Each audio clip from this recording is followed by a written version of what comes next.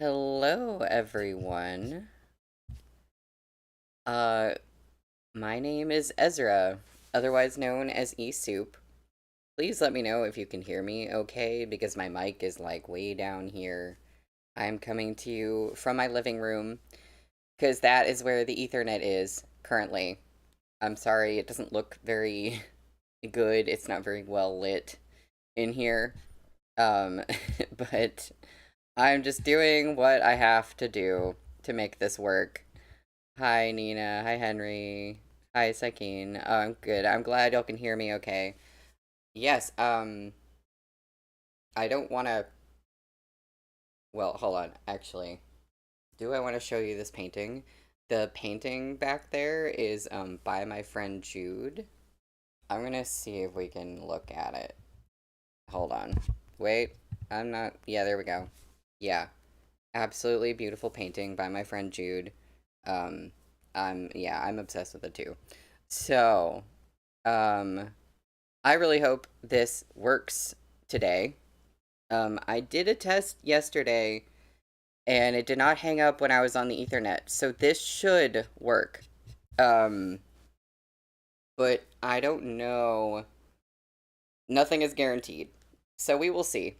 But today is an especially exciting day because we are reading this one single, extremely long chapter.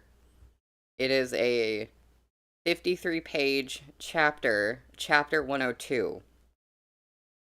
And if I remember correctly, just last time in the chat, we were talking about like what is the chapter in this book series going to be? The chapter that everyone thinks of, like infamously, like the really sad one, the really intense one.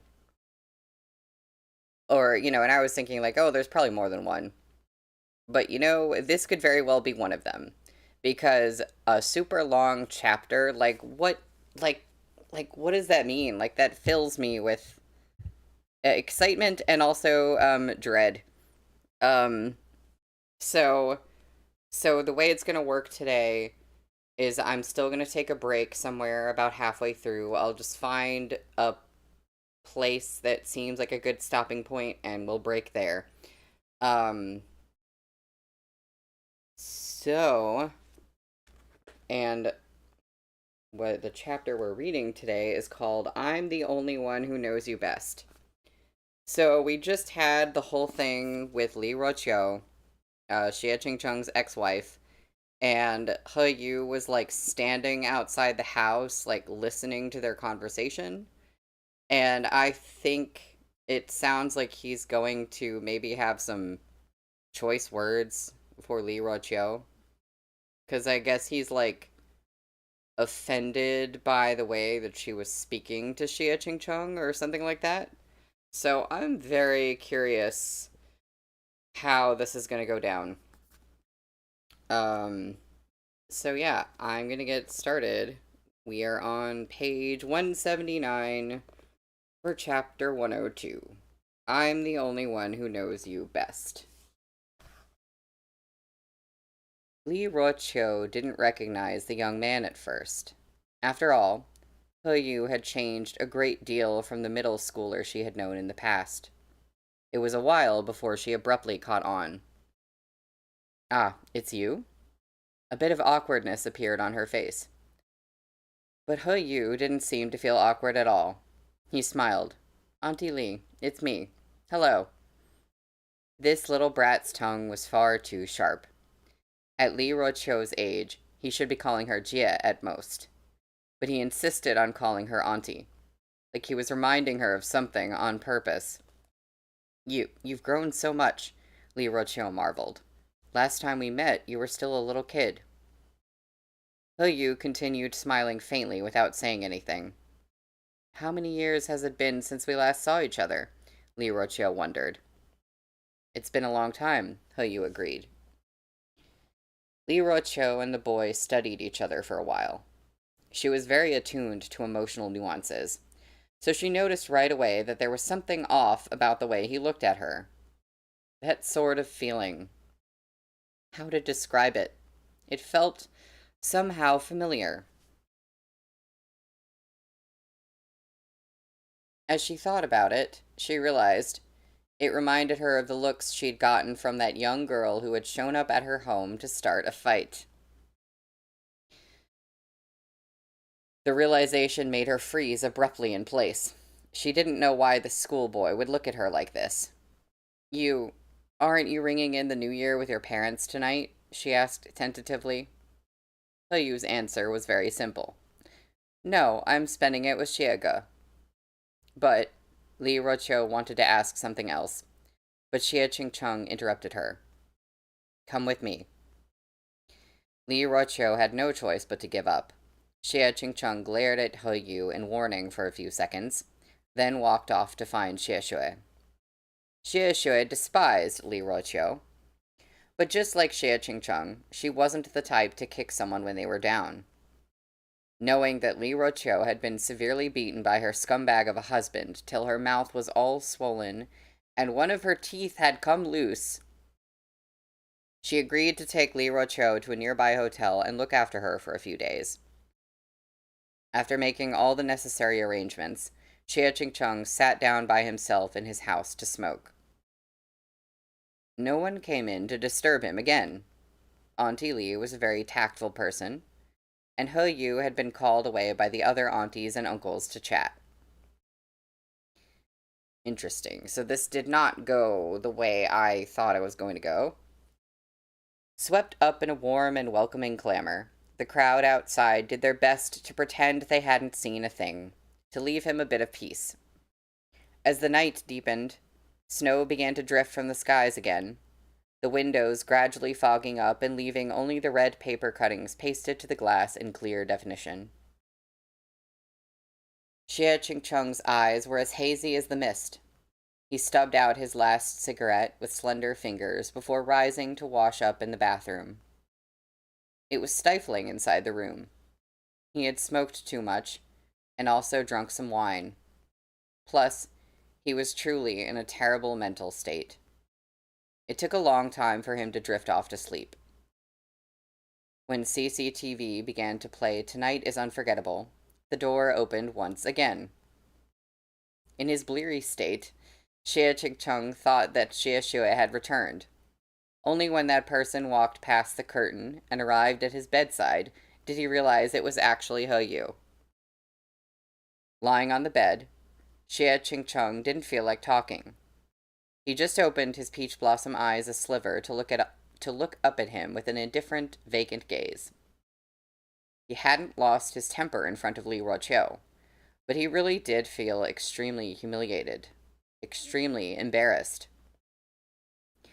Perhaps Li Roqiu hadn't realized it, because she was the one who had betrayed him, but when she came crying to him in full view of so many people, Xie Qingcheng felt like he had been stripped naked, and his old scars torn open for everyone to see, including He Yu. He felt like quite the failure, incapable of even holding on to his own wife. Any man would be deeply hurt by such a major rejection, but it had been so many years since that injury that he'd thought it wouldn't bleed anymore. But her arrival had made the wound fester from within once again. It hurt. Interesting. I love when we actually get some insight into what Xie Qingcheng is feeling, because it's so rare that he is like really just having some feelings. The man and the boy looked at each other silently in the dark. After a long time, Xie Qingcheng said in a hoarse voice, "You should head back. The show's over." He Yu said, "Xie Qingcheng, you absolutely could have told her to scram. She's my ex-wife. She's just your ex-wife." Annoyed, Xie Qingcheng closed his eyes. He was already feeling a bit dazed, the excess nicotine and alcohol causing his brain to turn extra slowly. "Stop sticking your nose in my business," he said. "You should go." After the film studio incident, He Yu really had planned to go back to treating Xie Qingcheng with a basic degree of respect. But things had changed again tonight. It was like the moment he saw Li Ruoqiu appear, any thoughts of reconciliation, understanding, or goodwill toward his kin had fucking vanished into thin air. Oh god. Oh no. He narrowed his eyes, a pit of magma like boiling asphalt roiling in his heart. Xie Qingcheng, I'm asking you, why did you speak to her so politely just now? You aren't actually planning on forgiving her and making up, are you? There's no bar too low. Anyone can just love you and leave you. When the fuck was I planning to make up with her? Enraged, Xie Qingcheng shot up to a sitting position. In the murky dark of night, with a head of disheveled hair, he glared at He Yu through humiliated eyes. When was I planning on forgiving her? But she's a woman, and she used to be my wife. How do you want me to treat her? Do you want me to chase her out onto the street in the middle of winter on New Year's Eve? I'm a man, okay? I can't fucking hold things against a woman like that. I can't do it. Okay, Xie Jingzheng. This has nothing to do with whether you're a man or not. There's a right and wrong to everything. And it's already damn near saintly of you not to strip the tendons and drink the blood of someone who betrayed you. And she even had an affair. Oh yeah, Henry, that's a good point. He Yu probably feels like Xie Qingcheng is willing to make up with everyone but him. Yeah. Xie Qingcheng couldn't bear it anymore. With that, he knew that He Yu had heard everything when he was standing by the door. For all these years, he had always been reluctant to talk about why he had divorced Li Ruoqiu. He'd only ever said that their affections had faded. After all, no man would willingly admit that his own wife had fallen in love with someone else. It wasn't an issue of right and wrong, but one of sheer humiliation. Xie Qingcheng's eyes were so red, they looked like they were about to drip blood. Furious, he ground out, "Are you enjoying yourself, learning about these things?" Silence. "Shut your mouth, He Yu. What do you know? I've thought about it, and I wasn't that bad, was I? Was I? I treated her well enough back then. She could do whatever she wanted. I supported her in everything she did. Are you really going to tell me that it's my fault she had an affair?" He Yu's expression turned ugly as well. "That's not what I meant." Now they both are not quite clicking what the other person is really talking about. But Xie Qingcheng couldn't remain so calm anymore. The effects of the nicotine and wine, the psychological stress, and He Yu's interrogation made him lose control and let his irritation take over. Now that He Yu knew he was also a psychological Ebola patient, albeit one who suppressed his symptoms very well, seeing him lose control like this over Li Ruoqiu upset He Yu even more. He felt that resentment and discomfort in his heart flourish even further, his eyes burning slightly red. But Xie Qingcheng, you really shouldn't allow such a bitch to affect you to this extent. Don't say things like that in front of me. You don't know her circumstances, and when all is said and done, she's still my ex-wife. Do you understand? He Yu stared at him. You saying that clearly means you still care about her. Like hell I care about her. Xie Qingcheng began to tremble with rage. He recognized that he couldn't keep blowing up like this, but the extreme humiliation made it impossible for him to stop arguing with He Yu. It was true that he never argued with Li Ruoqiu, but right now it was He Yu standing in front of him, and he did want to yell at him. He did want to vent. He wanted to pick up the lampstand beside him and throw it at He Yu to make him get out. Perhaps in that moment, he was an injured azure dragon, curled up in his cave as he licked his wounds. He didn't want any of his kin to encroach upon his territory. Because they were both men. Who knew if He Yu would pierce his neck with his fangs and take his life? He wanted to do it, so he did. With an alarmingly loud thunk, the lamp smashed down. And, you know, the whole thing where He Yu wants to see Xie Qingcheng lose his cool, and he actually has done it, and it's like, this never happens. Yu was caught off guard, and the sharp edge of the lampstand caught the side of his forehead, slashing through the flesh like a knife. Warm blood immediately began to trickle from his wound. Oh boy. The young man was quiet for a long time. Then he raised a hand to lightly touch his wound. In the dark, he swept up a bit of blood and smeared it between the pads of his fingers, staring silently at his fingertips. "Get out," Xie Qingcheng said. "Get the hell out." The young man looked at the blood staining his palm and, after a long time, quietly began to laugh. When he looked up again, a strange red gleam rippled through his eyes. "Xie Qingcheng," he sighed. "Why won't you let me treat you a little better? It's only been a few days, and you're already acting like this with me." He walked up to Xie Qingcheng's bed, step by step, then looked down at him from above. Yu felt like he was also about to have a flare-up. His heart was unspeakably irritated, suffocated, and hurt. But mixed together, all of these feelings also made him feel aggressive and bloodthirsty, yet somehow numb. "Is this how you want to interact with me in the future, Xie Qingcheng?" Xie Qingcheng said nothing. "That woman is nothing but a disgraceful, cheating traitor. She isn't worth your pity, even if she were torn into 1,000 pieces. But I'm your kin. How could you hurt me like this for her sake?" "It's not for her." At that moment, it was practically impossible for these two maniacs to communicate. It was like they were each venting their emotions on their own separate channels, two torrents unable to ever make contact. Yu showed no excessive excitement, but he was actually even less rational than Xie Qingcheng right now. Xie Qingcheng knew when to stop and where the boundaries of venting his feelings lay. He knew to control himself and suppress his emotions as soon as he reached his limits. But Yu wasn't the same. As a fledgling dragon, Yu didn't really know how to regulate himself. Though he appeared to have better self-control, the light in his eyes was far murkier. "Henry, when I'm in a misunderstanding each other competition and my opponents are these two." Yeah. He suddenly raised his bloody hand and reached for the loose hair lying over Xie Qingcheng's forehead, using his thumb to smooth it up and out of his face. "But what use is there in being so good to her?" he said in a low voice, like he was speaking to himself.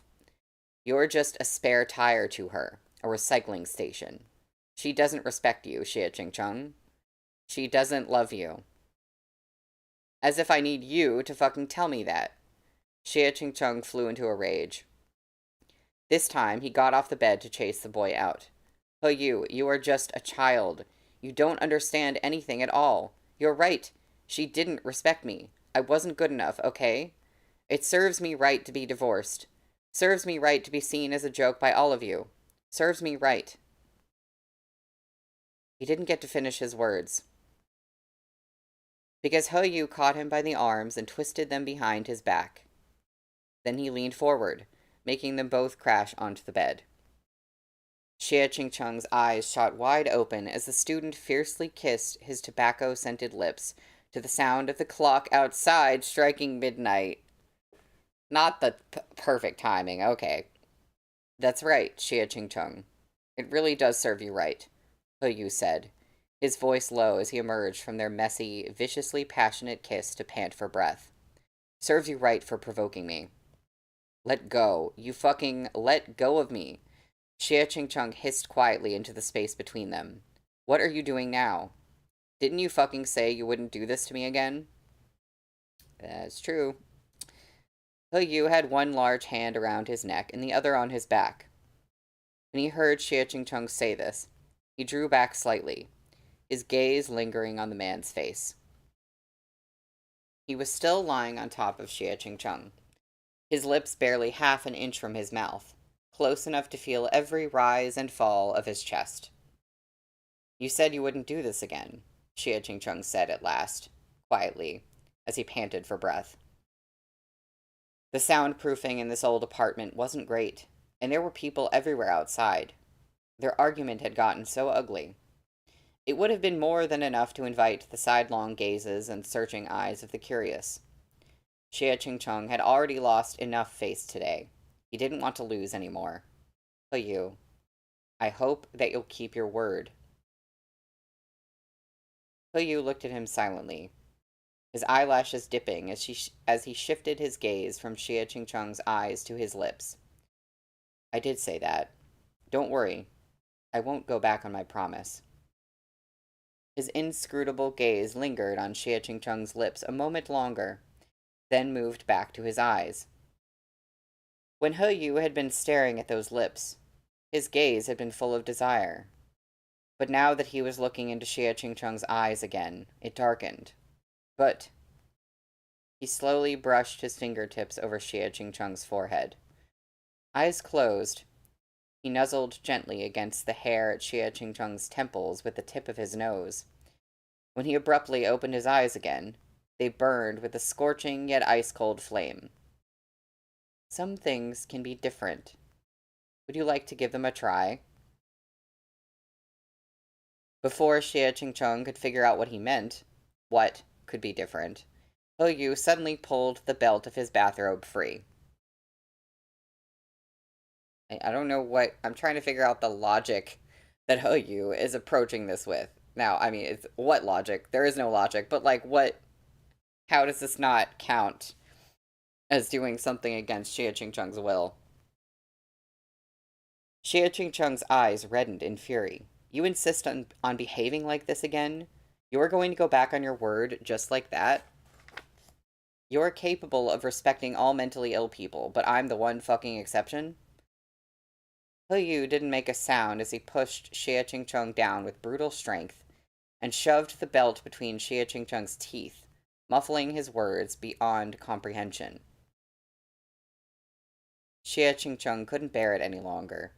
He didn't want to resort to violence, but it seemed that violence was his only option. He picked up a nearby cup of water and began by throwing its contents in the young man's face.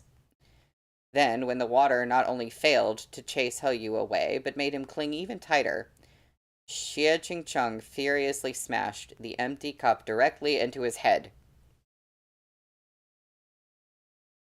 Okay, alright, okay. Things are happening. With a thunk, He Yu's already bloodied forehead began to bleed anew. The blood was no longer slowly seeping out, but streaming down. Fresh red blood coursed a searing line down his face and past his pitch-dark brows, flooding one of his open, unwavering eyes. Blood filled the rim of his eye, then rolled abruptly down, like a bloody tear silently dripping from the eye of a demon. Perhaps He Yu's gaze was too frightening, or perhaps it was the sight of bloody tears dripping down the young man's damp face that made Xie Chingcheng realize that things had gone too far off the rails. He couldn't actually kill a man on New Year's Eve. His hand, veins bulging, began to tremble imperceptibly until it was taken by He Yu's in a firm grip. The young man sank his fingers between Xie Chingcheng's own, entangling their hands as he removed the cup from Xie Chingcheng's tightly clenched grip. With He Yu's bloodied fingers pressed against Xie Chingcheng's palm, capturing his hand in that lustful grasp, it was impossible to hold on to his weapon. The cup fell and rolled off the edge of the bed, shattering on the floor.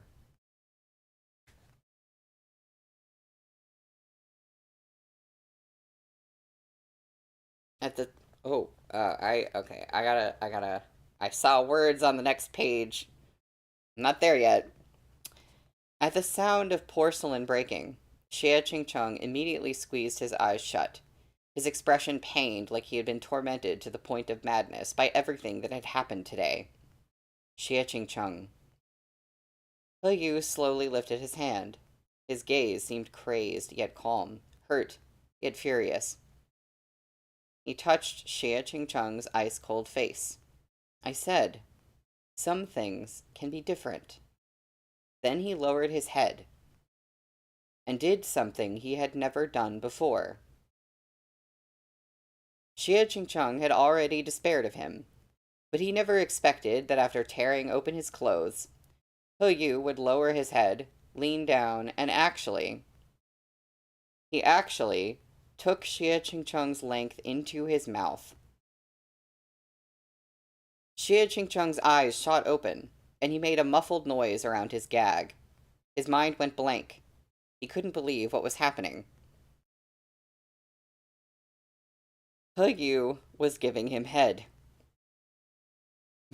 Blue, that was a joke. Blue, you were joking, and Meat Bun was like, I'm serious. Yu's desire was as passionate as it was impatient. He was also slightly sadistic in bed by nature, so every other time he'd pounced on Xie Chingchung, he'd only ever been concerned with getting himself inside and was always a bit rough. He rarely spent much energy taking care of Xie Chingchung in front. Not that he could have, even if he wanted to. Xie Chingchung was quite frigid, and he didn't have the patience to melt that statue of ice. But now, Yu was taking him into his mouth. Yu's blowjob skills weren't very good. In fact, he was quite amateurish. But that was to be expected. He had never done this before, nor had he ever expected to end up doing it. However, when he heard Xie Chingchung say that being divorced, being laughed at, being abandoned, all served him right, he found himself overwhelmed by irritation. Faintly, he even felt a bit of pain. He didn't know how to soothe his own pain, and he didn't know how to stop Xie Chingchung from torturing himself like this. It seemed that no matter what he said, he ended up poking at Xie Chingchung's sore spots. His control over his own emotions was poor enough that he wasn't sure if he'd be able to say more than a few words to him without starting another argument. And so, he decided to do this. To prevent Xie Chingchung from blathering at him during this process and provoking him even further, he decided to gag the man with the belt of his bathrobe. At the moment, Xie Chingchung couldn't speak a single word. His pupils contracted to pinpricks as everything that was happening on the bed turned his nicotine and alcohol-muddied thoughts into an even greater mess. He'd never imagined something like this happening. Frankly, in all his years, Xie Chingchung had never had anyone go down on him before. He was a very traditional and inflexible sort of man. Back when he was with Li Roqiu, he'd never asked her to do anything for his pleasure. He believed that, as the weaker sex, women ought to be respected and protected. Although he clearly understood the rationale for oral sex from a medical perspective, he could not accept it. He felt that it was a burden on the woman, and that in demanding it, he would be humiliating his wife. He'd never even entertained the thought. But now, as Yu sucked, licked, and swallowed his dick down without the slightest hesitation, a terrifying thrill sparked to life. Are we... Is this what makes something click for Xie Chingchung? It wasn't purely sexual, not so much physical pleasure as psychological stimulation. It stemmed from a basic male instinct, the desire to conquer. Xie Chingchung had never felt such a sensation before. And sinking his hands... Oh, okay. Sorry, sinking his hands into Yu's dark hair, tried to push him away with faintly trembling fingers. Before it said tried to push him away, I was like, hold on. What? What? What is happening? But we're not... Okay. Okay. Everyone, are we should be holding hands or something like that, I guess. Yu ignored him, sucking him in deeper instead. Unable to bear it, Xie Chingchung tugged at his hair, his chest heaving as his eyes burned red. He had never been enthusiastic about sex to begin with, and after Li Roqiu's betrayal, It just felt humiliating. Oh, I see part of what's going on here, yeah. He became disgusted by love and even more disgusted by desire. So he grew increasingly disinterested in sex. Oh, oh, oh, oh, okay. See, oh God, we've been like so far distanced from Xie Ching Chung's like interior thoughts, and I feel like we're getting a lot of them all at once. So we are learning things that we didn't know. Later on, after engaging in homosexual intercourse with Yu, he suffered from such severe PTSD that at first, just thinking about it made him want to throw up. Like, this whole time, I've said this, and we've talked about how, like, Xie Ching Chung, he kind of always seems to have the upper hand. Like, Yu does something to him, and then he's just like, whatever, I don't care. And he seems to just, like, get over it. And that is not what's been happening, actually, at all. He just wants to put up a front and act like it. He probably wants to tell himself that it doesn't affect him. It was only through his superhuman willpower that he was able to eventually excise this feeling of weakness from himself. As a virile young man, Yu was insatiable. Thus, over time, Xie Ching Chung was tormented into apathy. Until now. I'm reading, that's what Meat Bun said. She said, until now. Yu was actually holding him in his mouth, trying to please him.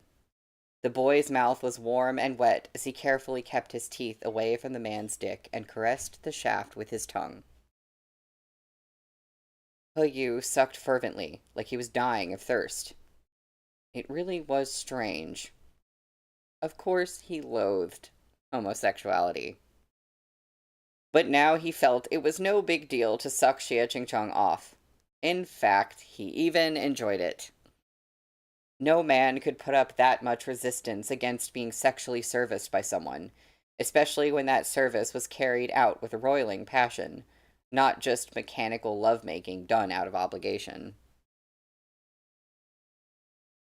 Xie Ching Chung gritted his teeth and bore it, Adam's apple bobbing sensually up and down, before finally allowing his control to slip slightly.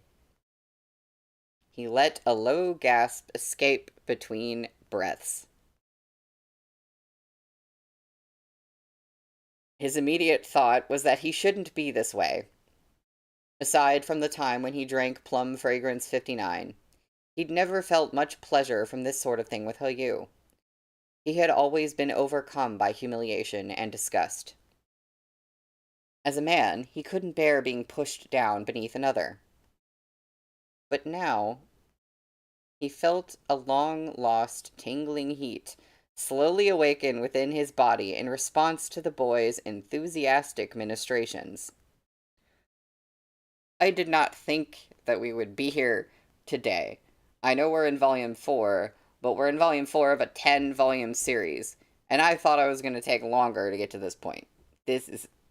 Alright, see, I predicted, like, one thing about Case File, and that's probably the only thing I'm ever going to predict. His heart beat faster and faster, even as he recognized in the depths of his semi-lucid consciousness that all of this was wrong, that it shouldn't be happening. His fingers sank into Huyu's black hair, clutching at the dark strands as he tried once again to push him away. But the boy's head remained stubbornly buried deep between his thighs. He didn't find it dirty or humiliating to lick and toy with him. He even laughed at him more attentively when he felt Xie Ching Chung gasping for breath, despite trying to push him away. Yu raised his almond eyes, gazing at him wetly as he continued to suck on him. After a while, Yu slowly lifted his mouth from Xie Ching Chung's cock, then pressed a light kiss to its pretty, trembling head. His lips and the older man's shaft both glistened with residual wetness. Yu and Xie Ching looked at each other silently in the dark of the night. Their breaths labored.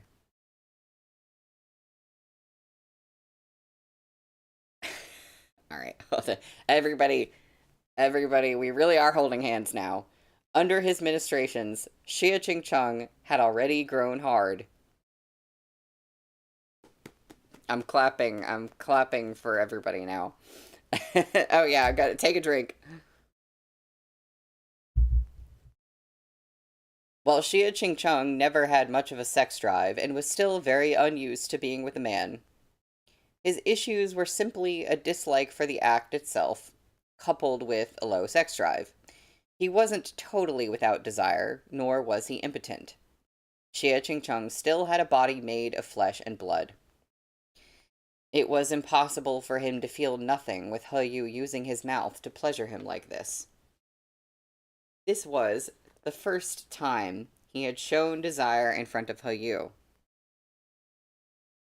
Even, mind you, even with the Plum Fragrance 59, this is still the first time. Guh, I told you. He Yu's voice was low, a bit hoarse from sucking Xie Ching's cock down his throat, but he'd clearly been encouraged by the reaction. Some things can be different. As he spoke, he took Xie Ching's hardness in his hand and stroked it wetly up and down. Then, with his eyes still on Xie Ching, he turned slightly and kissed that trembling length again. He closed his eyes, his lashes soft as he nuzzled it gently with the tip of his nose. He was truly enjoying himself. Guh, it serves you right for provoking me, just as it serves that woman right not to have you. You shouldn't have paid her any attention. Your house is so small. If you're going to take someone in, it should be me. Only I can enter your den. The young man kissed his cock as he murmured those words to him. He Yu's mental state was honestly a bit pathological, as he raved like a lunatic, but despite the crazed ranting, his almond eyes seemed to flicker with weakness and bewilderment. He'd kissed him and caressed him, and prostrated himself to kiss and suck at Xie Ching's dick. Now he straightened back up to remove the strip of cloth gagging Xie Ching and kiss his lips. He Yu let out a deep sigh as their lips and tongues tangled.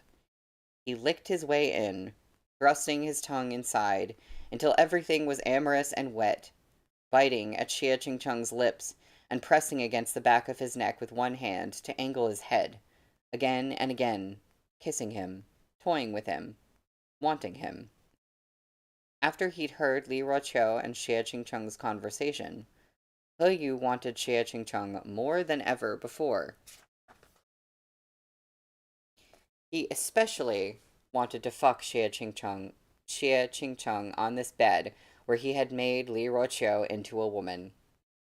He wanted Xie Ching to feel desire because of him, wanted him to get hard, wanted him to come. He wanted Xie Ching to want him desperately, to tremble as he climaxed beneath him on this bed. The appearance of his Saozi had churned all these irascible emotions in He Yu's heart to the surface. He felt extremely uncomfortable and extremely forlorn, like he was about to be driven mad by these feelings. And so he was compelled to pleasure Xie Ching with his mouth without a second thought.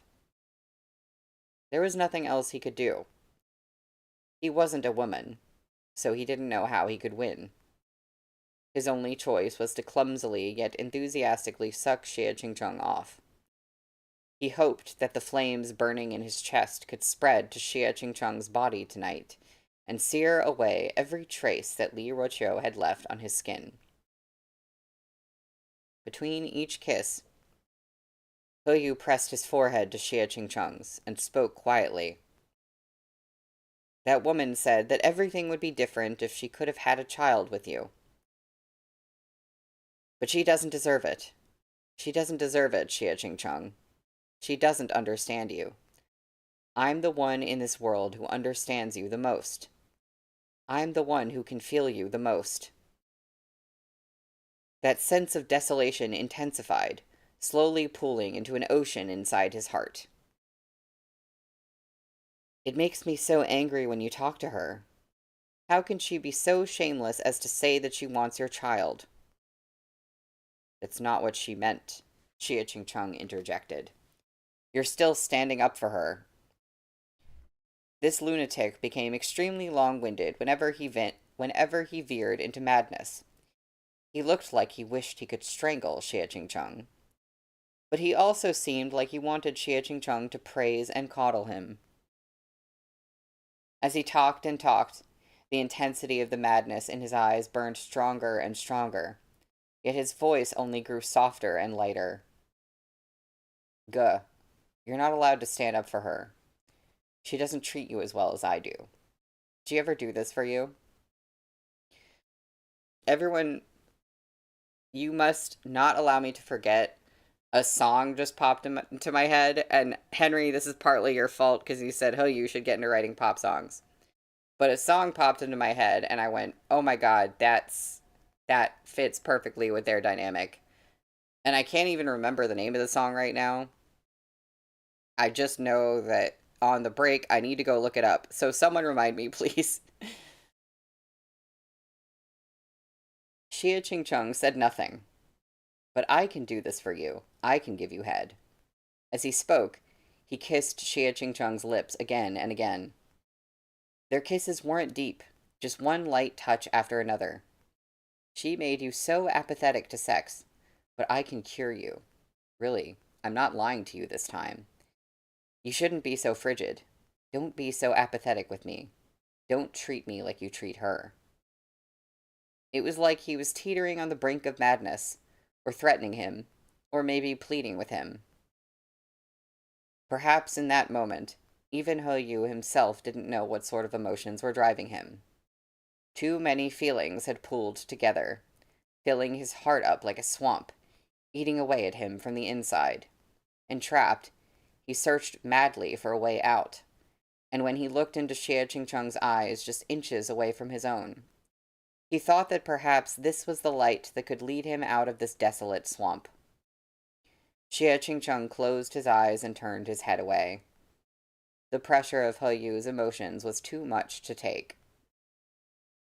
He Yu had been kissing Xie Ching on the bed this entire time, and when he saw him turn away, He Yu became anxious, angry, and hurt. He stared silently at Xie Ching's resolute, icy cold, emotionless face for a long time. Then, as if in retaliation, or perhaps as an appeal, he leaned down to take Xie Ching into his mouth once again. Xie Ching grabbed He Yu by the hair, stopping him in his tracks. Stop it. His voice was very low, with no discernible emotion. He Yu's eyes reddened, half crazed and half hurt. I've said it before. I'm your only kin. He Yu, have a bit of self-respect, okay? Then... He Yu's voice trembled slightly. Then can you give me some respect? We're having a lot of firsts today. Xie Ching felt a stab of pain at these words. His mind had already been stirred into absolute chaos by all the nicotine and alcohol, so this pain only served to push him even further into utter disarray. Xie Ching shifted his glassy eyes to He Yu and stared at him quietly in the darkness. Why are you doing this? What are you getting out of this? Yes, I'm your kin, but our only point of similarity is that we have the same disease. What else do we have in common? I know that you're lonely, He Yu, but you... He couldn't continue. He Yu had reached up and covered his mouth. He shoved Xie Ching down, arching his back to press Xie Ching into the bed as he looked at him with an exceptionally vicious gaze.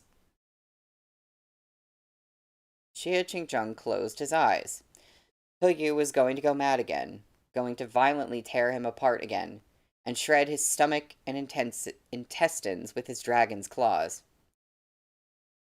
But then, without warning, a teardrop fell onto Xie Qingcheng's face. Xie Qingcheng opened his eyes in surprise to see that, hovering above him, the young man had begun to cry. Tears dripped down without a sound to land warmly upon his cheeks. The boy he had smashed over the head with a lampstand and a cup, the one he'd cursed out and rejected, had blood dripping from his forehead and tears coursing down his face. He Yu had stopped talking. I just read that. I can't. Blue, Yu, my boy, finally took my advice. Yes, this, I knew you would be excited for this moment, Blue. Perhaps because he hated too bitterly, or perhaps because he had begged too insistently, as Xie Qingcheng looked up at him now, that always composed face seemed a little wretched. He pinned Xie Qingcheng down abruptly, his expression turning wooden even though his eyes were still as red as before and his tears had yet to dry. He looked down at Xie Qingcheng from above, just like that. And then he leaned down. Heedless of whether Xie Qingcheng refused him, whether he accused him of having no sense of dignity or of not understanding him, Yu stubbornly, clumsily sucked him into his mouth once again. This time, Yu deep-throated him, swallowing his entire cock down to the base until it pressed at the entrance to his throat. It was uncomfortable for Yu, but extremely pleasurable for the one on the receiving end. Xie Qingcheng's body arched violently. Overwhelmed, he clawed at the bed sheets beneath him, his knuckles going white as he panted lowly. Ears ringing, his vision whited out in bursts. He couldn't bear it. He struggled, pushing at Yu, trying to escape this utterly unfamiliar and utterly terrifying pleasure. Yu, stop it. That's enough. But the young man just kept sucking at him, slick, wet sounds emerging from his mouth. Yu ignored him as he diligently sucked him until he was even harder. When he lifted his head again, there were still tears clinging to the ends of his eyelashes. But he looked at Xie Qingcheng with what seemed like irritation.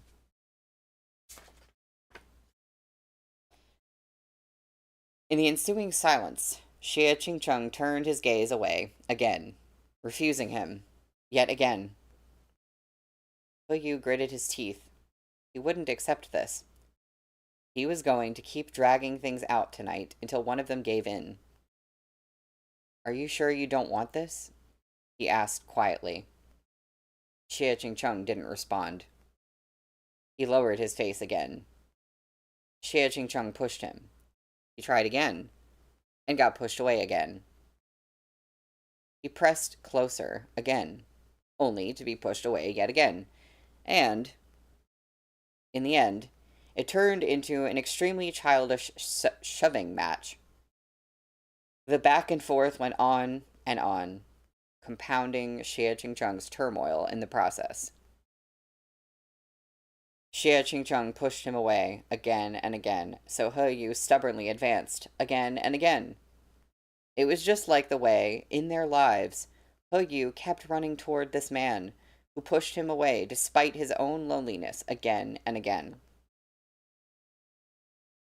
Henry, all in favor of Yu bottoming, say aye. Aye. I raise my hand for that one. Again and again. Again and again. Knocking on the door of his heart. Xie Qingcheng looked at this boy, this hatefully, pitifully, perhaps even laughably stubborn boy, and then finally,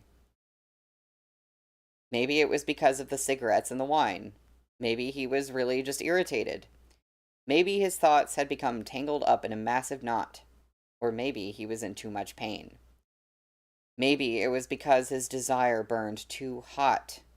Maybe the person before him in the present was too persistent, Or maybe the person from the past had hurt him too much. Or maybe it was none of these things. Maybe there was no reason at all. Merely that when their two pairs of eyes once again connected silently in the dark of night, they plucked a fragile string in his heart that had been worn too thin over the course of the evening. This time, as Xie Ching-chung ruthlessly shoved He Yu away once again, he slapped the boy across the face. That's not what I was that's not what I was expecting after all those maybes. That's not what I thought was going to happen, but okay.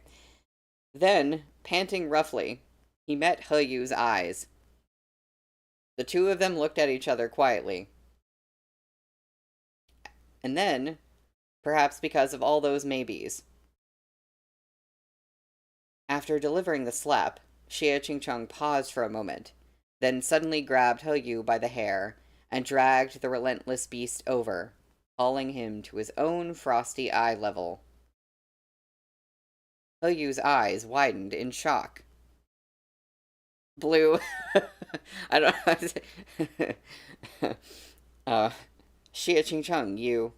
Xie Ching-chung stared at him. Are you going to insist on acting like this? Silence. You insist on being like this? He Yu was at a loss for words. Very well, He Yu. Very well. Xie Ching-chung's eyes had gone red with fury and hurt. Today, I'll fucking let you have your way. It was practically a self-destructive acquiescence, a self-despairing release of pent-up emotion. Xie Ching-chung met the entirety of He Yu's unvarnished desire by shoving the youth down. He Yu had yet to come back to his senses, and pinning him to the bed, his eyes fierce, bewildered, and tumultuous. In shock and alarm, He Yu said, Xie Ching-chung.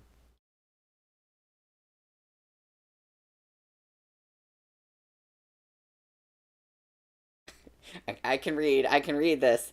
I can read the thing that I'm seeing with my eyes.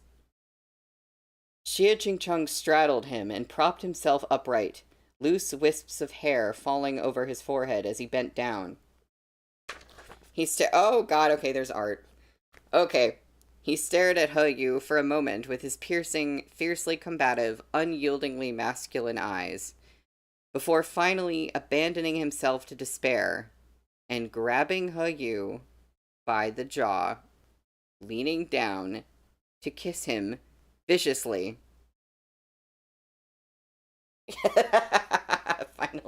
Finally. I didn't think this was gonna happen yet. I did not think this was gonna happen yet. There is art, and this is gonna be Discord only art. This art is not going on the stream. I'm making an executive decision. Blue, I'm getting drunk tonight. That's real. Okay. Where the heck? He Yu mentally blue screened for more than 10 seconds before he suddenly realized what had just happened. Xie Ching-chung had shoved him down onto the bed. For the first time, Xie Ching-chung had taken the initiative to respond. Even though this reciprocity had been entirely born of the other man's agitation and self-destruction, He Yu was still affected intensely. The moment he had his wits about him again, he began to kiss Xie Ching-chung frantically, his hands roving all over the man's body. Xie Ching-chung. He Yu murmured his name between panting breaths as he kissed and caressed him, like a fledgling dragon calling out to its kin. Xie Ching-chung. Shut up, Xie Ching-chung snapped. One man releasing his sexual urges was entirely different from two men doing so together. Now that there was reciprocation, the scalding waves they stirred up reached new heights, as the air heated to an almost terrifying temperature. Xie Ching-chung sat astride He Yu, with the young man's arms locked tight around his body, caressing him. Even the slightest reactions from Xie Ching-chung overwhelmed him with excitement. And that was to say nothing of how overpowering Xie Qingcheng was once he took the initiative. He was extremely domineering, his kisses as deep as the look in his eyes, as deep as an abyss of male hormones. It felt like he was about to switch places with He Yu and fuck him instead. What were we just talking about? This overbearing initiative was deeply exciting to He Yu. No matter how many times Xie Qingcheng was fucked, and no matter what he suffered, if he wanted to be, he would always be the toughest, most iron-willed man. He Yu reciprocated enthusiastically, looping his arms around the back of Xie Qingcheng's neck as he deepened their passionate kiss. As for Xie Qingcheng, he seemed extremely agitated. The way he was approaching this intimacy could practically be described as self-harm. Oh. Oh, that's a... Uh-huh. That's a dynamic I didn't really think about, but that kinda... Yeah, okay. Yep. Maybe he really had been hurt. The way Li Ruoqiu had spoken to him had seemed like a form of acknowledgement, but her words had actually been a sharp knife, inadvertently piercing his heart. What was he? A spare tire? A harbor to which she could return to shelter from the wind when she was no longer wanted? He kissed He Yu passionately. For the first time, he felt that being intimate with He Yu could stem the bleeding of his heart. When he was with He Yu, he felt like he would be truly needed, not replaceable, not something He Yu could do without. In the face of Xie Qingcheng's nearly overbearing response, He Yu panted uncontrollably and ardently thrust his tongue into Xie Qingcheng's mouth. They quickly tore each other's clothes into disarray, He Yu's eager hands wandering up and down Xie Qingcheng's body as he caressed him. The soundproofing in the apartment was very poor, so he kept his voice low as he called out to him again. Xie. I sure hope no one is hearing this. No response. Xie. The words were quiet, but the eyes gazing at him were very deep. Xie Qingcheng paused. He suddenly remembered that someone else had once called him Xie on this very bed. Someone else who'd lain underneath him, who'd also watched him with such deep emotion in her eyes. Her arms had once encircled his neck the way that He Yu's arms did just now, to pull him down and kiss him. At the recollection, Xie Qingcheng felt disgust and self-loathing course through him. He paused abruptly, like he had suddenly sobered up. He looked at He Yu, thinking that he really had gone mad, that this was too absurd. He woke up and pulled away. No! Ashen-faced, Xie Qingcheng said in a despondent tone, I'm sorry, I can't. He Yu seemed to understand what he was thinking, but his reaction was to yank Xie Qingcheng down again and press another searing kiss to his lips with strength and desire that a woman could never have. Now, I don't know about all that, but okay. With this kiss, though Xie Qingcheng was still on top and He Yu was beneath him, the younger man seemed to have regained the initiative. He Yu tightly gripped the back of his head, as if afraid he'd run away or regret it. He kissed and embraced Xie Qingcheng ardently, like whether he was cast from ice or refined in fire, he would crush him into his chest. Like whether he was arsenic or heroin, he would inject him into his own bloodstream. At this moment, his nearly sick obsession became the drug that could best tempt Xie Qingcheng. He Yu tilted Xie Qingcheng's head back as he peppered him with kisses. He pressed their foreheads together to nuzzle, and said again and again into his ear, Xie Qingcheng, I want you. I want you. I want you so damn much, Xie Qingcheng. I want you so much I could die. His eyes were red, and anyone who saw those eyes would understand there was not a trace of falsehood in any word he spoke. He ceaselessly expressed his desire for this divorced man, this man who had been abandoned by his ex-wife. like he didn't care at all, like he loved both his excellence and his imperfections, and admired both his strength and his disarray. Well, it is 4 o'clock. I think now is a good time as ever to take a break, which really means there is not a good time to take a break, but I'm just going to have to do it. So we are at the top of page 204,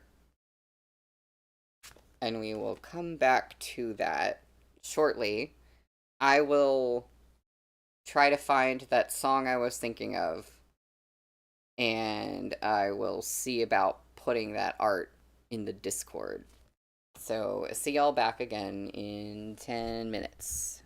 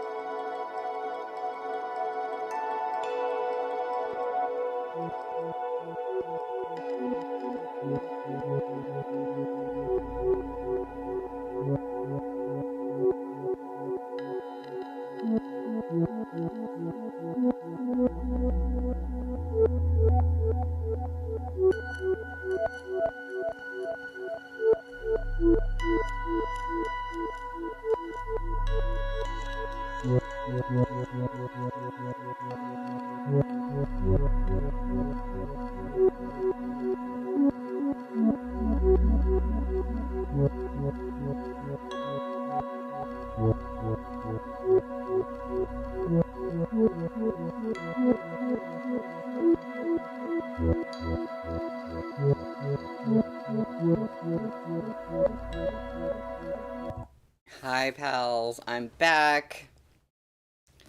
I couldn't wait any longer. I need to know what happens next. Um, I put the art from earlier in the chapter in the Discord. And I also found the song I was thinking of. It's Gallery Piece by Of Montreal. Um, it's it's not 100% perfectly fitting because some of the lyrics are a little bit too specific, but it just gives me the vibe of like chaotic, like mostly Hoyu's perspective, like the way he just goes back and forth with like not understanding how he feels about Xia Ching Chung and being like, I want to tear you up, I want to kiss you, like all these different things, just like it yeah, it just seemed kind of perfectly fitting. Um and now it's stuck in my head. So so we are at the top of page 204. Hold on, let me do something. I don't know why. Why is the stream doing this? Y'all can see me and hear me okay? Yeah, you can. Okay.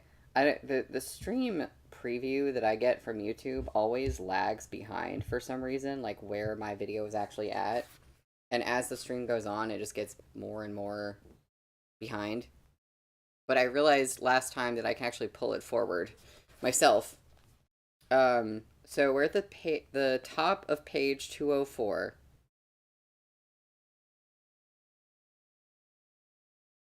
Gah, do it with me, okay? Yu said. Xie Ching Chung, don't think about her anymore. Do it with me. I'm better than her in every way. I understand you more than she does. I'm closer to you. I won't abandon you like she did. I. By now, he was spouting all sorts of nonsense to tempt Xie Ching Chung into sleeping with him. Finally, he even said, I'm younger than she is, so I can make you feel really good. I can go multiple rounds in a single night. She said she couldn't have a child with you. But maybe I can get you pregnant with my child instead. Ugh. He was so eager to sell himself that he ended up saying the most ridiculous things. Logically speaking, Xie Ching Chung ought to have beaten him up as soon as he heard such crazy words. But in that moment, when he looked at this babbling schoolboy 13 years his junior, his heart felt like a complete mess. His instincts told him that they absolutely shouldn't be like this, that this was wrong. But at the same time, it felt like Hoyu's hand had staunched the bleeding of his heart. Hoyu had pressed forcefully down on his wound, and his palms were completely soaked with his blood. In that moment, he didn't quarrel with Hoyu as he usually would.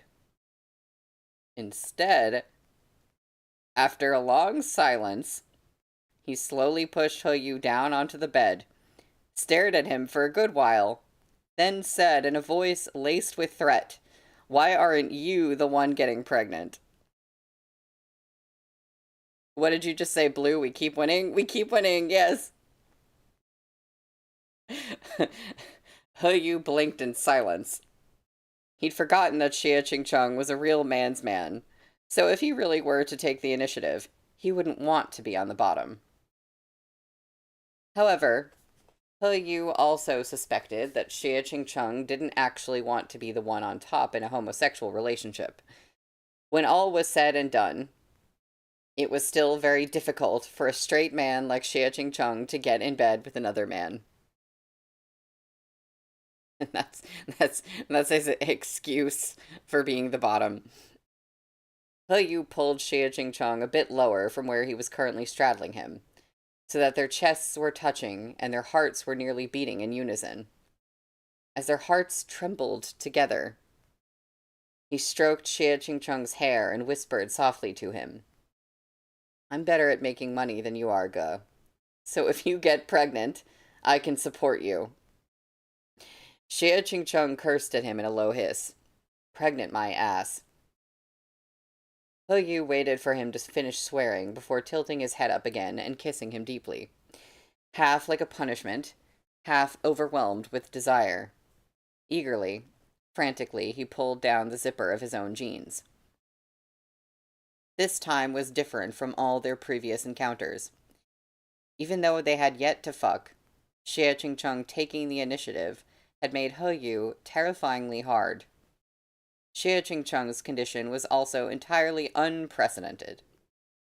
He Yu had gone down on him, and tonight his heart wasn't so opposed to being with someone of the same sex. Where he was usually rather unresponsive, tonight he was already burning, already hard.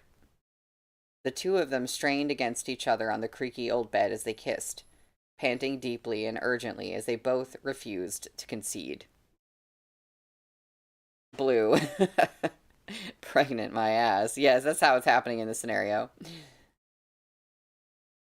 He Yu pressed his tongue into Xie Chingchung's mouth, drawing him into a heated kiss as he gathered both their cocks in one hand and began stroking them together. This terrifying stimulation made the rims of Xie Chingchung's eyes sting as tiny shivers ran up and down his spine. He closed his eyes, lashes trembling slightly.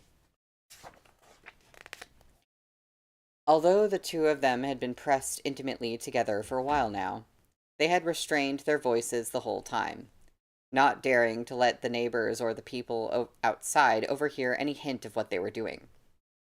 But now, as Xie Chingchung sat astride He Yu's body, the youth's forehead pressed to his own, waves of pleasure surged up one after another, threatening to drown them. In the end, they both stopped moving to watch as He Yu's hand jerked quickly along the two shafts pressed flush against each other. As Xie Chingchung watched, he found himself thinking once again that this was much too absurd. He tried to turn his head away, but He Yu noticed his slight movement and immediately gripped his nape with his other hand. Then He Yu nudged his own face forward, letting out a low, sensuous gasp as he kissed him on the lips, infatuated. Ge, look at us. Look at what we're doing together. Xie Chingchung had never genuinely enjoyed sex before. This torment was almost more than he could bear. Under He Yu's passionate ministrations, Xie Chingchung's breathing grew more and more urgent, but he still remained highly restrained. He Yu stroking them off together like this was truly too embarrassing for him. Enough, he said in a low voice. It was almost a command, as lofty and imposing as ever. Stop. Don't keep doing this. This is so out of left field, but every now and then as I'm reading Case File, the thought occurs to me, and I just imagine if Brittany was reading this book, would she read Xie Chingchung in, like, Chuaning voice? Ugh, that would be something. And of course I said that and I lost my place.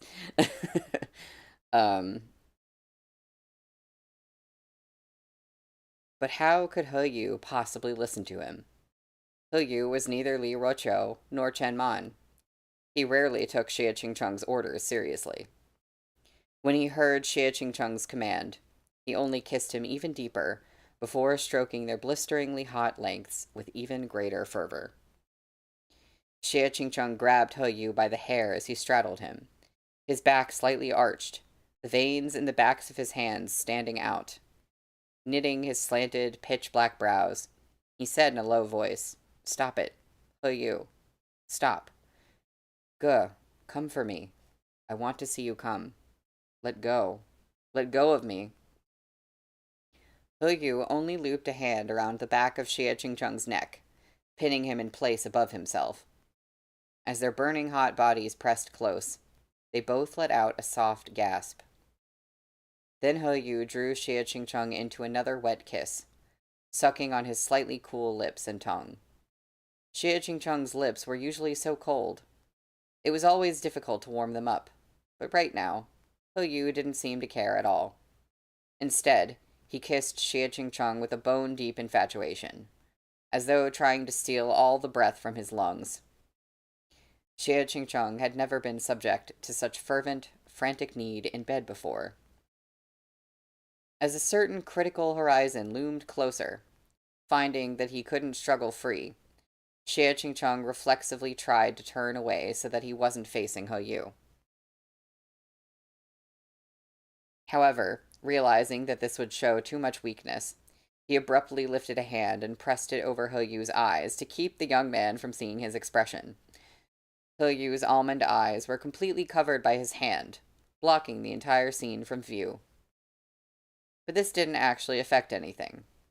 Although he couldn't see Xie Qingcheng's face when he climaxed, he could all too clearly feel Xie Qingcheng's body shaking faintly as he leaned over him, and that beautifully stiff length twitching in his palm as gush after gush of cum spilled thickly into his hand and onto their stomachs. In that moment, He Yu felt a joy, an almost unearthly pleasure he had never known before. He kissed Xie Qingcheng and clung to him like he was losing his mind. "Ge, Xie Ge," He Yu murmured. "Did you know this is the first time you've ever come with me? Did you know?"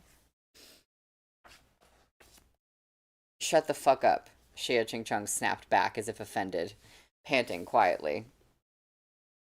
He Yu smiled and reached up, closing his fingers around Xie Qingcheng's wrist and pulling away the hand that was blocking his view. For a moment, his eyes seemed to glimmer like fallen stars. Looking at Xie Qingcheng's wrecked expression post-orgasm, he tried his best to suppress his smile, but failed.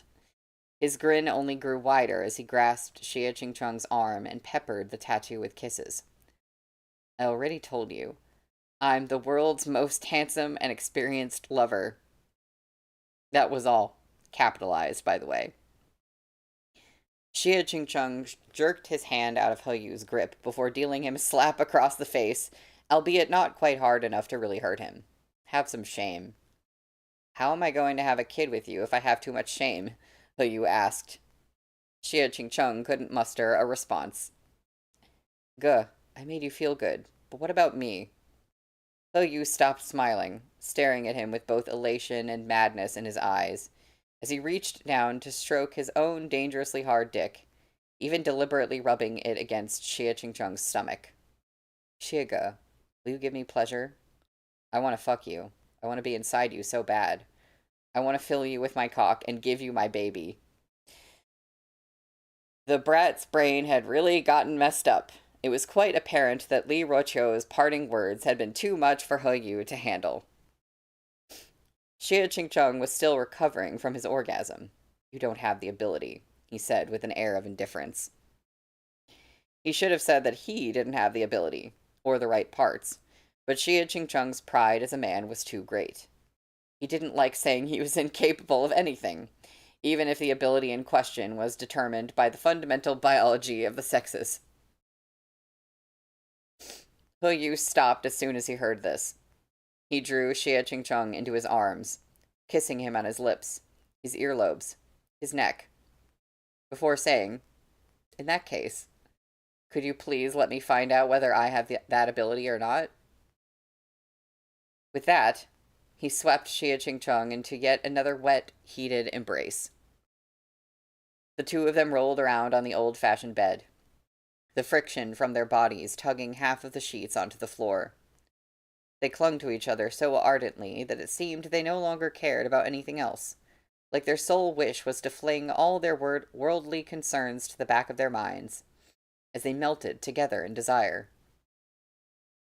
He Yu felt like a century had passed before he finally managed to pin Xie Qingcheng beneath him again. The two men panted for breath, already drenched in sweat. Xie Qingcheng looked like a precious treasure that had been plunged into water, his smooth brow gleaming softly in the darkness. He Yu lifted a hand to push Xie Qingchung's wet bangs out of his face, touching his forehead softly and brushing against his eyelashes. For the first time, he felt as though Xie Qingchung's eyes were so deep that they could suck him in.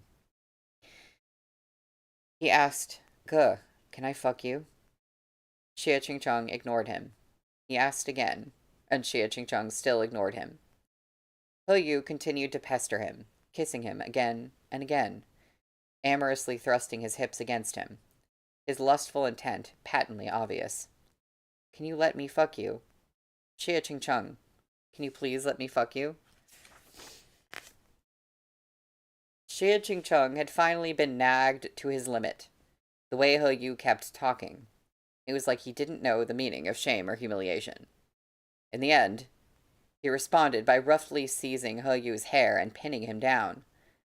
Pressing his hand against the back of He Yu's head, he kissed him heavily, like he was letting off steam. What followed was only to be expected. Ultimately, He Yu gained the upper hand in their tussling. At long last, he took his erect, leaking cock and brought it to the older man's entrance, rubbing back and forth for a moment, before pressing in bit by bit. Through it all, Xie Qingchung gritted his teeth and restrained himself, refusing to make a single sound. I know, I'm like, hey, we're in our modern Danmei. Maybe we can have lube in this world.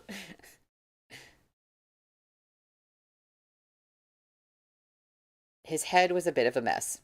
He didn't know how things had ended up this way. How he'd once again found himself being recklessly speared open on this young man's cock. But he didn't have the opportunity to think too much about it.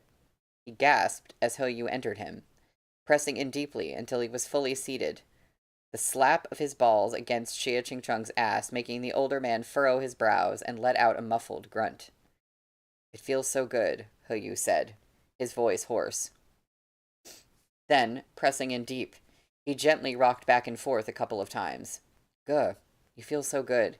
It's been a long time since I felt so good. Shut up. But it's true. I missed you so much I wanted to die. You're so hot inside. I missed you so much I almost lost my mind." Xie Qingchung remained silent. The boy's words and eyes were both so sincere that he found himself incapable of cursing at him for the time being.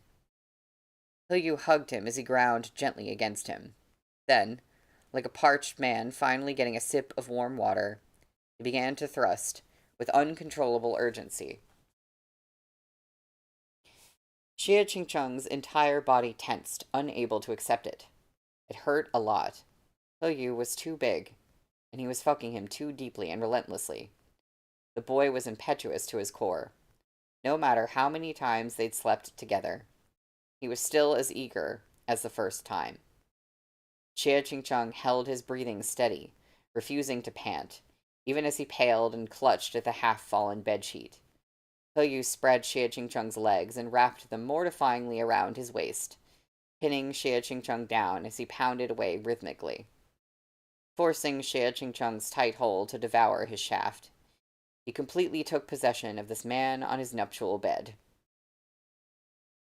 The sound of skin slapping against skin and the wet noises of sex echoed throughout the room. The old-fashioned wooden bed creaked dully under the force of their passionate lovemaking, bearing both their weights as it gave shelter to this unconventional love under the cover of darkness. The apartment was so small that Xie Shui's childhood bed was only separated from them by a curtain. I'm sorry, what? That completely... I was not visualizing. Alright, okay. Well, I guess I have to read this. And I lost my place out of shock. At this moment, the curtain had been pulled completely closed, as though an oblivious young Xie Shui was still sleeping there. I surely hope that she's not.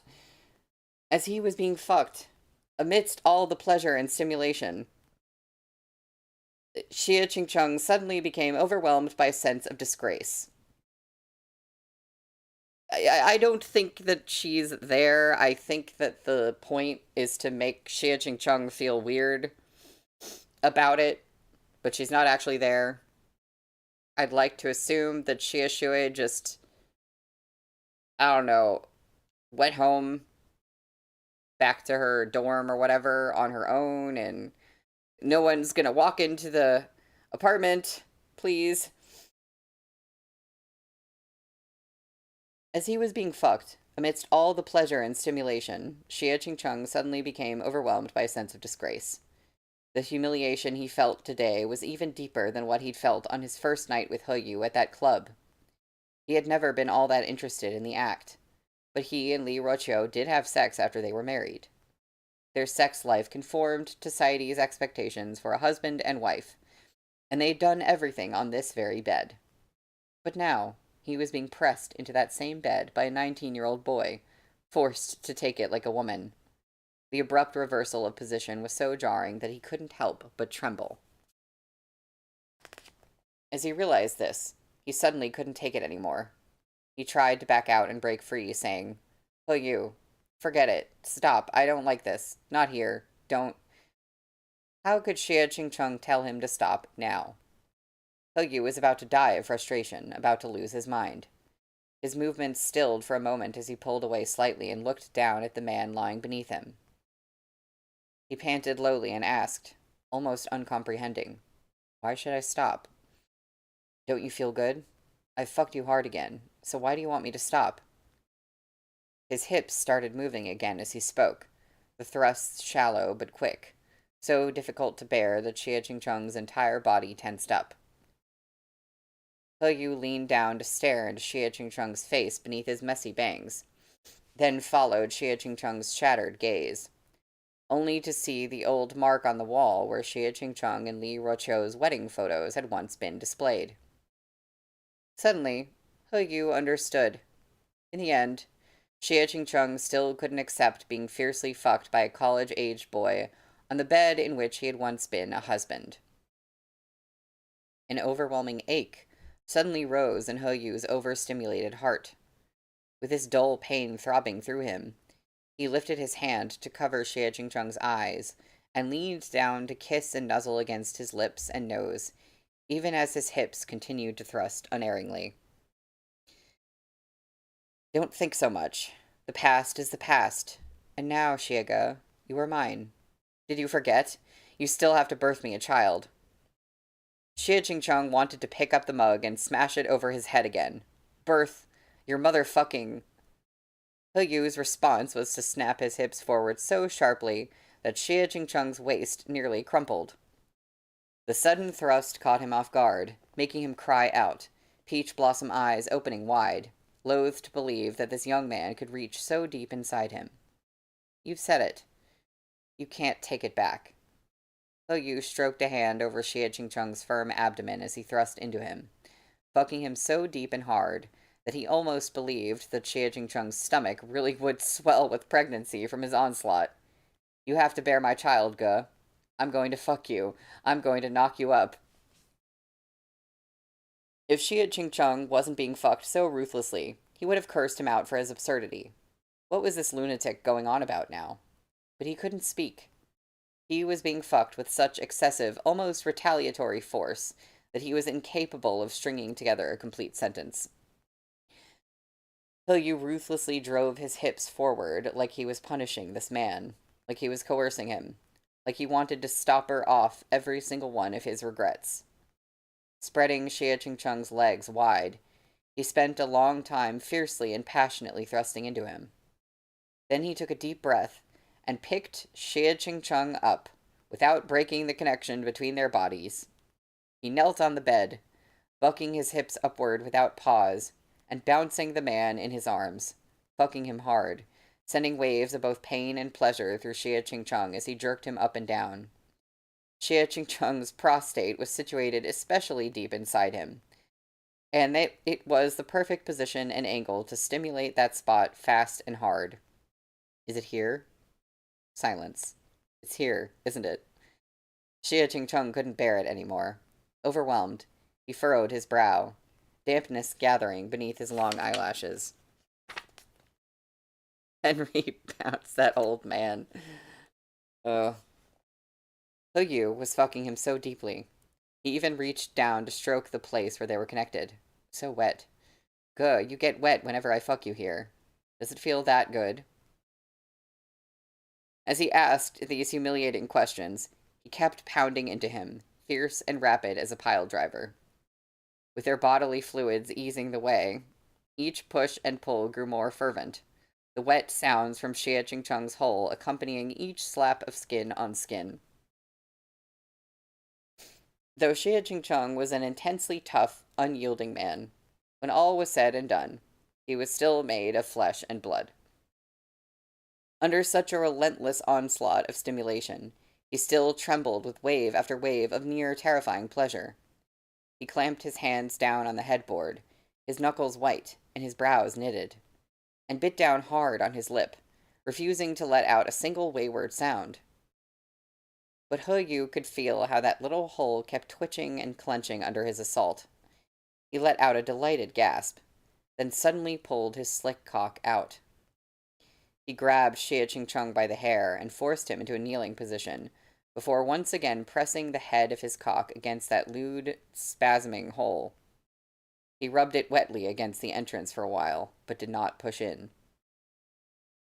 Xie Chingchung's eyes had gone glassy, and his hole was still clenching pitifully. Yu's every thrust had hit his sensitive prostate, making his inner walls shudder again and again with this terrifying new pleasure. Yet at that moment, Yu had chosen to pull out in a sudden spur of wickedness, leaving only the slick, hard head of his cock inside. His rubbing and teasing felt like Xie Chingchung was trying to scratch an itch through a boot, maddening in its inadequacy. Yu leaned down to kiss the red mole at Xie Chingchung's nape, rubbing his waist with large hands before landing another slap on his ass. It wasn't particularly hard, but it sent a jolt all the way through Xie Chingchung. He dropped his head and arched his lovely shoulder blades. His entire body tensed. Pressing his forehead against the disheveled sheets, he refused to make a sound. Guh, do you want me to put it in? Yu asked. Henry, do we drink for nape if it's not in QJJ? I'm gonna say we'll drink for nape here, too. Xie Chingchung didn't respond. You keep clenching here, and you're so hard.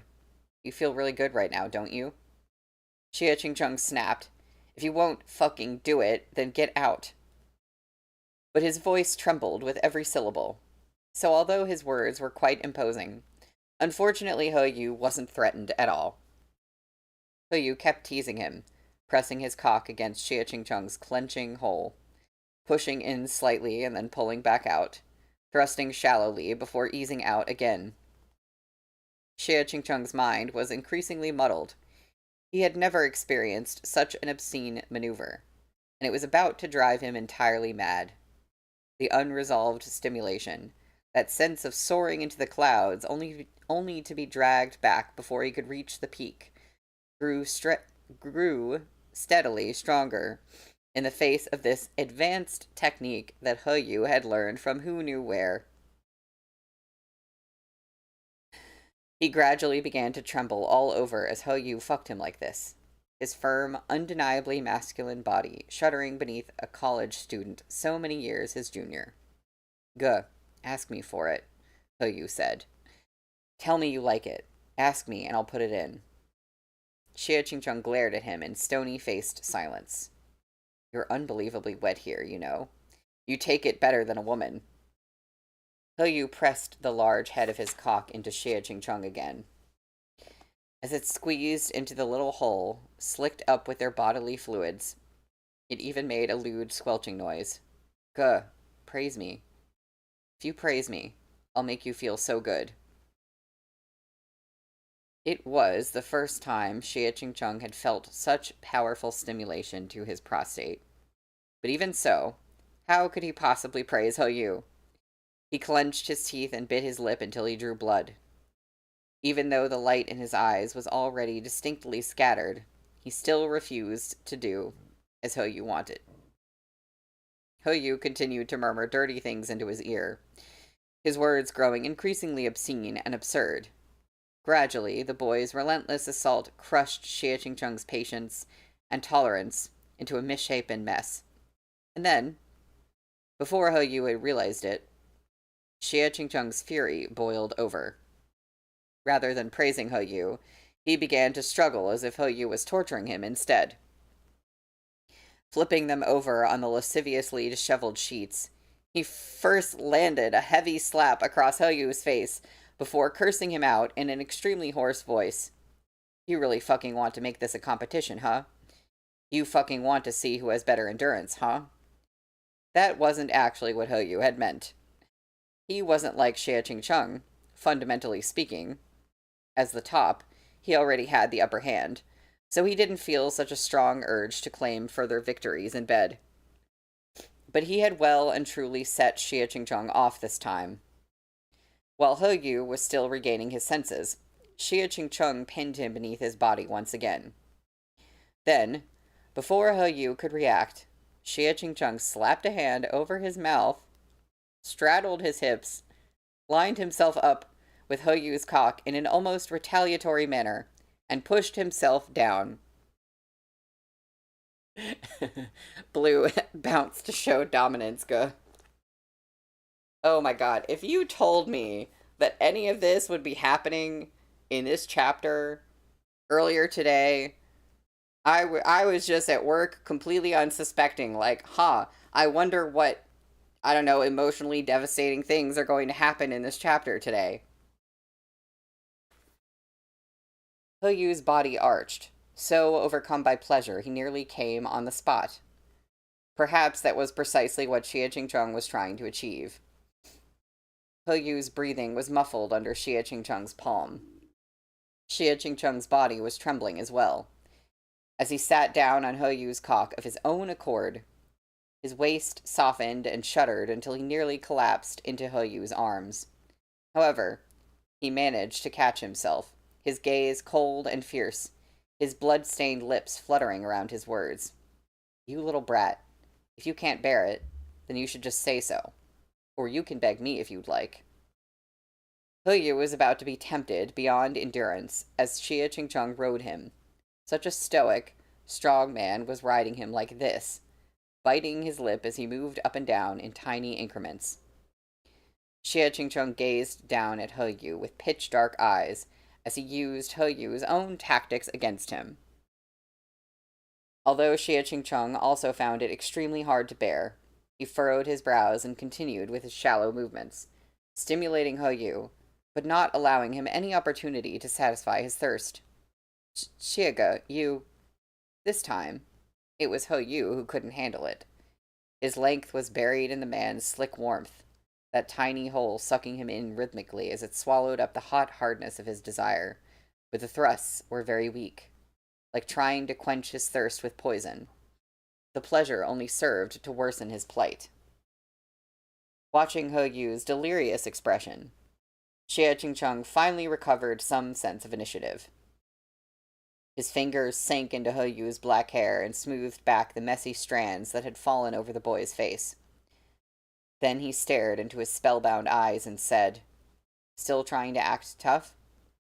Do you plan to keep using such despicable tricks?" He Yu took a ragged breath, his black eyes dazed as he stared at Xie Qingchung. Then he yanked the man down and pressed a forceful kiss to his thin lips. He pried his teeth open and licked his way in, curling their tongues together sensually. Clutching at Xie Qingchung's waist, he kissed him wildly, wet noises coming from their mouths, as he spread Xie Qingchung's legs even wider, until Xie Qingchung was kneeling over his body. Then he stared into Xie Qingchung's eyes, his Adam's apple bobbing with intense yearning. "You forced my hand, Xie Qingchung.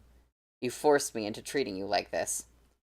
As he spoke, he reached a hand up to pin Xie Qingchung's wrists behind his back, making Xie Qingchung lose his balance and fall inexorably into his embrace. Then, with his other hand gripping his half-exposed cock, he adjusted their positions, before pulling out the length that Xie Qingchung had just voluntarily shoved into himself, and rubbing light circles against his unspeakably sticky hole. And then, Hoyu lined himself up and plunged back in, slamming right into Xie Chingchung's sensitive spot. This time, the stimulation was too much. Caught off guard, Xie Chingchung cried out loud, his eyes flying open. Hoyu pinned Xie Chingchung inescapably in place, the older man's legs spread wide as he knelt on the bed with his body draped over Hoyu's. Hoyu began to thrust wildly up against that spot, fast and hard, over and over again.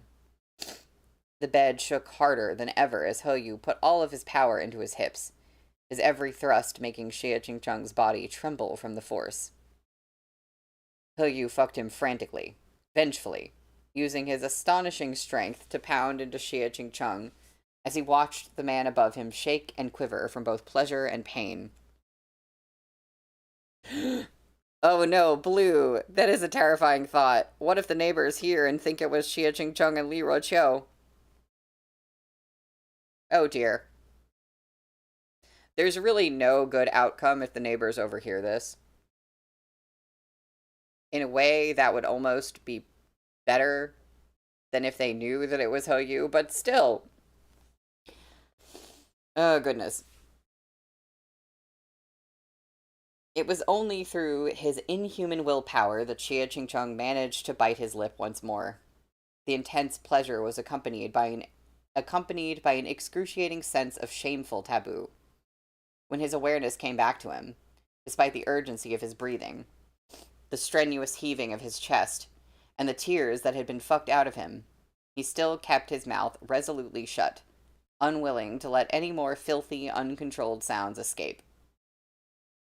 Let's switch positions, the youth said hoarsely, landing a slap on the tight curve of the older man's ass. I want to fuck you from behind. He wasn't initiating a discussion. He was merely giving Xie Chingchung a heads up. He lifted him up without breaking their connection and carried him off the bed, but he wanted him so much that he couldn't help but thrust into him as he held him. He ended up fucking him harshly in his arms like that for several long minutes before he could bear to finally pull his scaldingly hot cock out from that slick entrance with a soft, lewd sound. By this point, Xie Chingchung's whole body was starting to tingle from being fucked, under that unbearably unfamiliar, unbearably intense stimulation. It was impossible for his usually sharp peach blossom eyes to focus at all. Hoyu set Xie Chingchung down at the edge of the bed and rearranged his limbs, to put him on his hands and knees, before moving to stand beside the bed. Then, with one hand gripping his hot, hard length, he slowly but firmly guided himself back inside. He pressed in so abruptly that for a moment, Xie Chingchung dissociated, beset by the feeling that his entire body was about to be speared open by the schoolboy. Guh. Is it deep? Does it feel good? Hoyu paused for a few seconds after he was fully seated, fervently kissing Xie Chingchung's back, his neck, his shoulder blades. And then, he started to fuck him frantically once more. Fucking hell, you're such a tease. I wish I could just fuck you to death like this. You're just asking to be fucked, Xie Chingchung. You're just asking for it. You motherfucking animal. Hoyu responded by slamming into Xie Chingchung's prostate with an insane amount of force, punching an involuntary gasp out of him even as he swore at him. Guh, you're so disobedient, Hoyu said. You don't know how to behave at all. Xie Chingchung refused to pay him any further attention. He bit his lower lip and silently endured the intense thrill of pleasure from below. They'd been fucking non-stop like this for more than half an hour before Hoyu felt his lower abdomen gradually tightening. He felt wave after wave of electric tingling, going from hazy to distinct, as his breathing grew more urgent and his eyes darkened.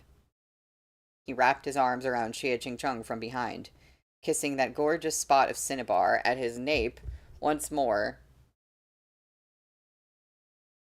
as he panted softly. Xie Chingchung, can you feel it? He didn't stop moving his lower body for a single moment. The foreboding sensation of his throbbing cock so clear to Xie Chingchung that it made his scalp go numb. How could he possibly not feel it? Yet Yu insisted on pressing up against his ear, passionately kissing and sucking there as he thrust vigorously into him from behind. I'm gonna come, he said in a rough and throaty voice. Guh, it feels so good. I'm gonna come. Xie Qingcheng had been fucked nearly to the point of breaking down.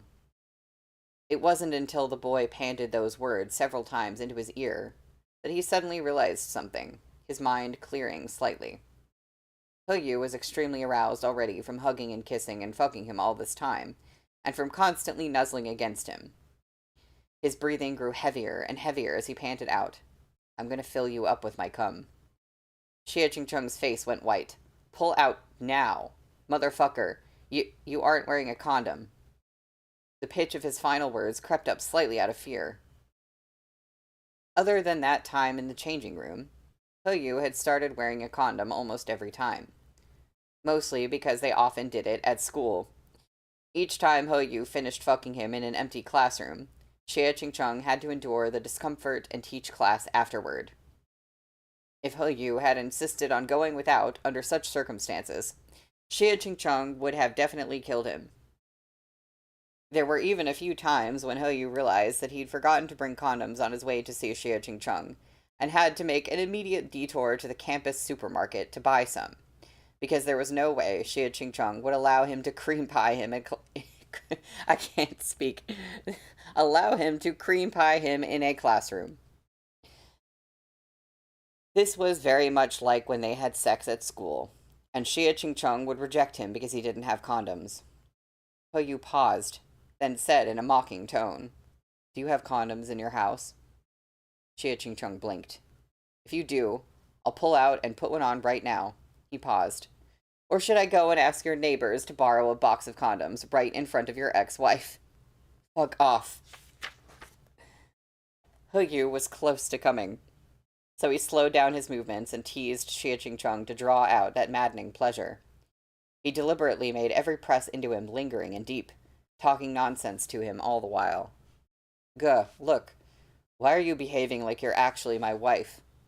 I'm about to fill you with my cum, yet you still want me to put on a condom. Xie Qingcheng was speechless with indignation. Next time. The young man seemed almost amused. Next time, wifey. If you let me come inside you this time, next time I'll prepare the condoms and the birth control pills.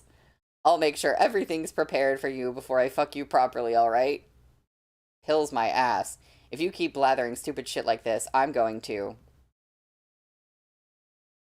But before Xie Qingcheng could finish speaking, Yu leaned forward to kiss him on the lips. Holding him around the waist, he started thrusting into him with renewed ferocity. Xie Qingcheng bit down on his lip immediately, his face flushing red as he forced all his sounds back into his throat. This time, Yu's pounding grew more and more ferocious and urgent. Oversensitive from being fucked so long, Xie Qingcheng could sense the intense throbbing of the young man's cock inside him so clearly that he could practically feel each one of the fiercely protruding veins. He fully understood what this portended. He couldn't stand it anymore. He tried to struggle away, but Yu caught him by the waist and pulled him back. Like a male animal pinning down a female as they mated, he seized Xie Qingcheng tightly, his panting breaths unspeakably harsh and deep. Xie Qingcheng knew that Yu was about to come. The length buried inside him pulsed and twitched like it was trying to throb in synchrony with his heart, but his heart could hardly stand such youthful, powerful shuddering. A hint of sexual weakness was finally forced out of Xie Qingcheng's rigidly austere and unrelentingly masculine body. His eyes, red and wet, furious, yet helpless, he stammered, Let go of me. Don't you. Don't. But the more he spoke, the more aroused the boy became. He slammed against Xie Qingcheng's sensitive prostate, even as he himself was about to come. His motion so fervent and frantic that Xie Qingcheng was once again brought to the brink of orgasm, truly fucked into delirium. In the end, tormented by his fear of Yu coming inside him, torn between insensate pleasure and psychological collapse, he cried out, Yu, slow down, Stop, stop that. Pull out. Can you just pull out before you come? You. Xiega. He Yu's eyes reddened at the sound of Xie Qingcheng calling out to him. Moved and infatuated, he flipped Xie Qingcheng over so that they were facing each other and hugged him tightly. Then he kissed his sweat-soaked face, his trembling lips, his slender neck, his beautiful Adam's apple, even as his hips pounded into him with even greater intensity. I can't hold back anymore. You're sucking me in too tight. I don't want to pull out. It feels too good. It'll feel good for you when I come inside, too, Guh. Let me fuck you. Let me come inside you. No, don't. Don't come. Don't come inside. Xie Qingcheng truly broke down. Suddenly, in the wake of He Yu's fierce thrusts, as the boy panted roughly against his neck, thick ropes of cum forcefully spurted out. Completely overwhelmed, Xie Qingcheng cried out loud. He Yu released right against that sensitive place, each gush drawing full-body shudders and delirious moans from Xie Qingcheng. He Yu. The sound of his voice was too lovely to withstand. Practically obsessed, He Yu looked at the man lying beneath him, begging him with his legs spread wide open, crying out in pleasure and telling him to pull out even as he had no choice but to endure He Yu filling him with every last drop of his cum. Don't come inside. I can't take it. You. At the sound of his moans, an unprecedented sense of satisfaction unfurled in He Yu's heart. Overcome with pleasure and love, he continued to drive into the older man without pause, as he kept ejaculating in fierce spurts, forcing violent shivers and miserable cries out of Xie Qingcheng's body.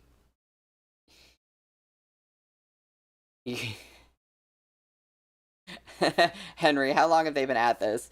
Blue, you're keeping track. You said at least an hour since the chapter started. Yep. I don't know if this has been the longest scene yet. I did not keep track of how long the other scenes have been. And some of them have been pretty long, but this one definitely is up there.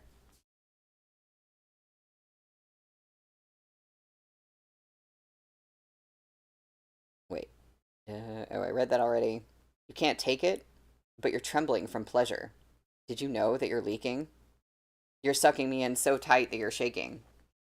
Guh, if you could repair your body as the first emperor, then maybe your body was also trained to be more sensitive. You're too good at taking me. Xie Qingcheng's eyes reddened. You fucking... But He Yu wouldn't shut up. Xie Qingcheng, I love fucking you so much. For a second, I thought that said, I love you so fucking much, and I was like, what? Tell me, since your body's been transformed, maybe you really could get knocked up. If you can, then why don't you be my wife for real? I'll fuck you every day, and you'll have my babies. Guh, you're so beautiful. You're so, so beautiful. Xie Qingcheng practically felt like He Yu was swearing at him, like he was using this onslaught of words to curse him out. But He Yu was utterly sincere as he gazed at him, held him, fucked him, and said the most searing words from his heart. Guh, I want to fuck you all my life. I want to fuck you for the rest of my life. I'm going to fuck you for the rest of my life. Faced with the fiery love written all over the boy's face, still being thrust into seemingly without end, as that vigorous release painted his insides, and the pleasure emanating from his prostate spiraled up and up and up, Xie Qingcheng tumbled shamefully over the edge in He Yu's wake. He didn't want to climax like this, but his body couldn't stand being toyed with so intensely. And so finally, on this bed, He Yu's relentless fucking, the endless thrusts and release against that sensitive spot, made Xie Qingcheng come with his legs splayed wide open. His cum splashed into their stomachs, which thrilled He Yu even more. Even the calm that usually followed his orgasm was completely overwhelmed by love and yearning. Well, he might not have said it out loud, but we got the love word in his inner dialogue, at least. He didn't intend to succumb to weariness at all as his desire slowly stirred back to life inside Xie Qingcheng. He didn't even pull out, instead using the slickness from his release to slide smoothly in and out of him once again. Oh my god, He Yu, you gotta let up at some point. Xie Qingcheng had truly reached his limit, unable to hide the note of pleading in his usually calm, solemn voice. He Yu, don't keep going. Stop. He Yu, please stop. Stop. Stop it. Don't. I don't want to stop. I want to fuck you for the rest of my life. Guh, I want to keep your legs spread so that I can always fuck you. I want you. I only want you. It feels so good. Chiega, you make me feel so good. Oh my god. Oh my god. Henry! Refractory period of a single millisecond. Okay. That night, He Yu went completely insane. They did it on the bed, on the chair, in the shower, before He Yu finally pressed Xie Qingcheng back onto the despoiled bed and roughly speared him through. How long does this chapter go on? He covered Xie Qingcheng's mouth with his hand, preventing him from making any noise while his lower body moved with fervent passion. Xie Qingcheng didn't have any condoms at home, so He Yu came inside him every time until his insides were a dripping mess. The passion of his endless thrusting made the cum inside Xie Qingcheng start to foam, but he was still forced to let the younger man cream pie him again and again, so overstimulated that his toes curled and trembled where they were pressed against He Yu's waist. Toward the end, He Yu still felt like it wasn't enough. He just had to get competitive. Panting, he asked with the restlessness of a madman, Guh, have you ever done it like this with Li Roqiu? Have you ever fucked her this hard? Did you ever make love to her so many times in a single night? At first, Xie Qingcheng refused to reply, but later, after he'd been fucked too madly and too viciously, it seemed that if he remained silent, He Yu was going to try to pound him to death. In the end, he broke down and snarled, Motherfucker, how could I? I'm not as outrageous as you. Not so fucking hard.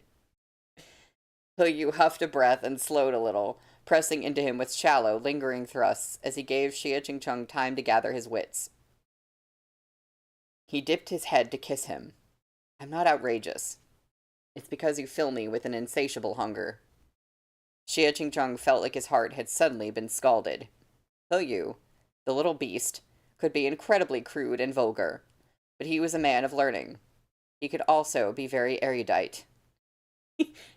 He read poems. He wrote stories. He could say, I want to fuck you to death without veiling his meaning if he felt like it. But he could also eloquently intone, it's because you fill me with an insatiable hunger. The reason I'm okay, we're almost done with the chapter. I'm halfway worried that, like, Christy is going to get home and I won't be done yet. Which would be totally fine, but just... Oh my god, okay. That was simply who He Yu was. Simply the He Yu who was giving the entirety of himself to Xie Qingcheng, giving him his desire and his body, his past and his future, giving Xie Qingcheng everything. Xie Qingcheng had never felt this kind of searing weight before. After a whole night's worth of trysts, the bedsheets were covered in substantial wet patches. It was true that Xie Qingcheng had never had such intense sex with Li Roqiu in all their years of marriage. To be honest, he'd never imagined that such intense sex was even possible. Xie Qingcheng endured such extreme stimulation and unrestrained indulgence that he ended up being fucked into a breakdown. He sobbed pathetically, but still kept glaring viciously at He Yu. Don't you dare fucking come inside me again, you...